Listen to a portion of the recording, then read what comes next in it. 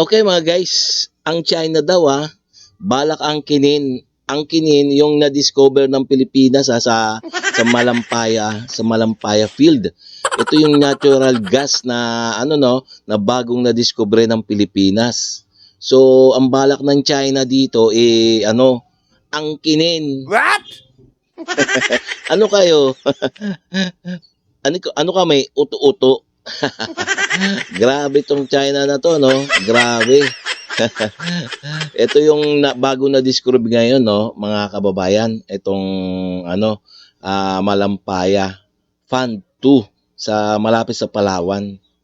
So, ito ang ating ngayon bibigyan ng reaction video, komentaryo, suggestion, criticism, kung ano man inyong mga saloobin diyan pwede rin naman kayo mag-comment diyan. Okay, no? So, okay, no? So, ito itatalakayin natin 'to ngayon, mga kababayan. Kasi itong China na 'to sobrang gahaman sa teritoryo. Pati 'to, malapit lang sa Palawan 'to, baka angkinin 'to.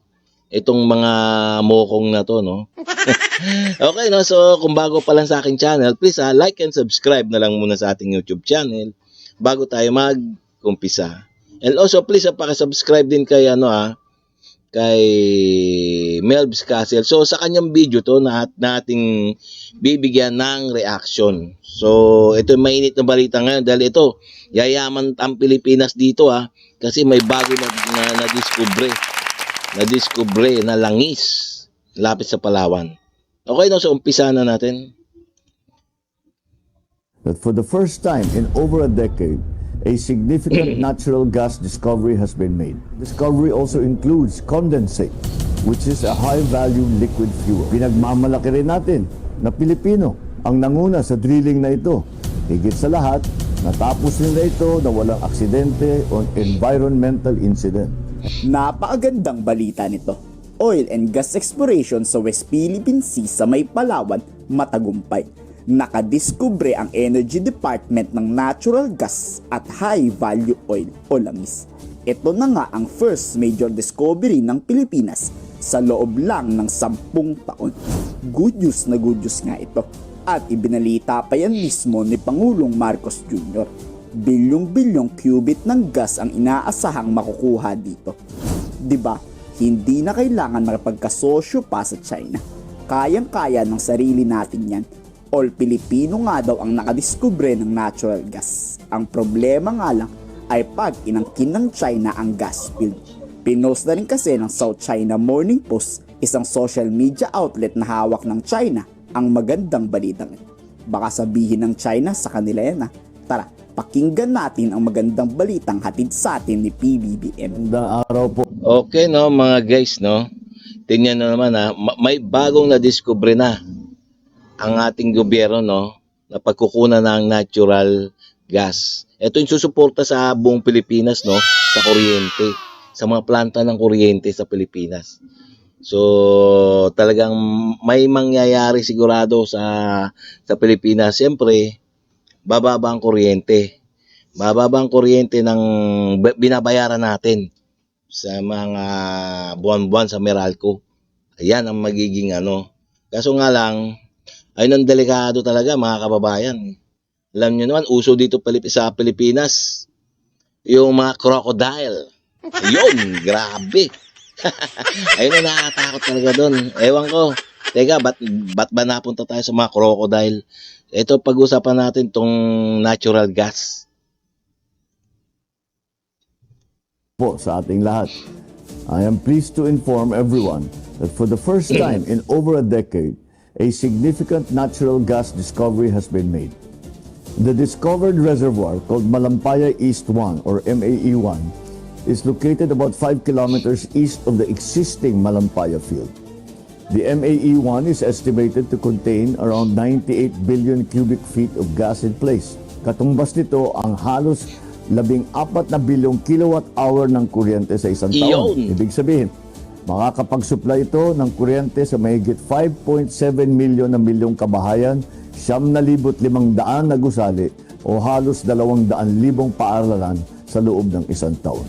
This helps Malampaya's contribution and strengthens our domestic gas supply for many years to come. Initial testing showed that the well flowed at 60 million cubic feet per day.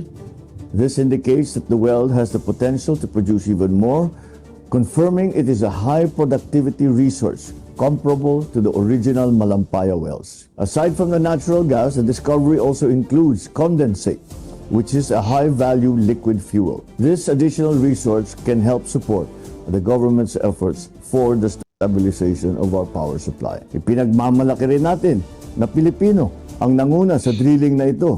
Higit sa lahat, natapos nila ito na walang aksidente o environmental incident. MAE-1 is the first milestone under the Malampaya Phase 4 drilling campaign, which also includes the Camago 2 and the Bagong Pag-asa wells. The next steps are the completion and testing of the Camago 3, followed by the drilling of the Pag-asa exploration well to pursue more potential gas resources. Una ito na sa responsableng pangangalaga sa kaligsasan at matibay na pagtutulungan ng gobyerno at pribadong sektor, makakamit natin ang mas maaasahang supply ng enerhiya para sa bawat Pilipino. Grabe, nagbunga na ang pakikipaglaban ng Pilipinas at China. Worth it ang pakikipagbanggaan at water cannon. Kayo, ano masasabi nyo sa anunsyo ng ating Pangulo? Ikomento sa baba ang inyong salubin. Okay mga guys, no, ayan ha, nalaman na natin na meron na tayong natural. Monday has helped us be much more. Natural. Ayun na nga, natural gas. Grabe. Tsaka nga balak pa nga angkinin ng mga Chekwa. Grabe, no?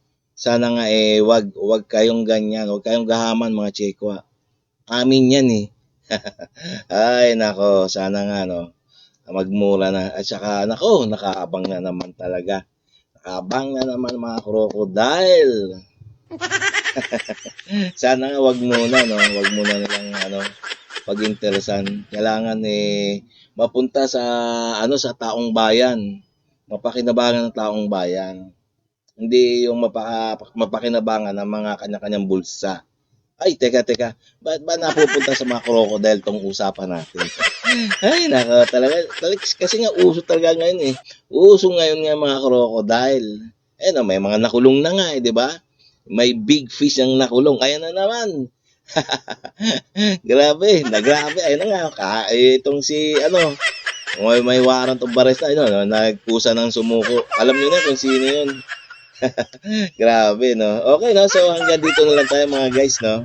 Kung nagustuhan nyo yung mga ganito mga reaction video katulad nito, no? Please, bago tayo magtapos, please, like and subscribe na lang muna sa ating YouTube channel bago tayo magtapos. Na sa ganun ma-update pa kayo, no? Sa mga susunod ka pang mga itatalakay, mainit na mga talakayan dito sa ating bansa. Okay, no? Maraming salamat.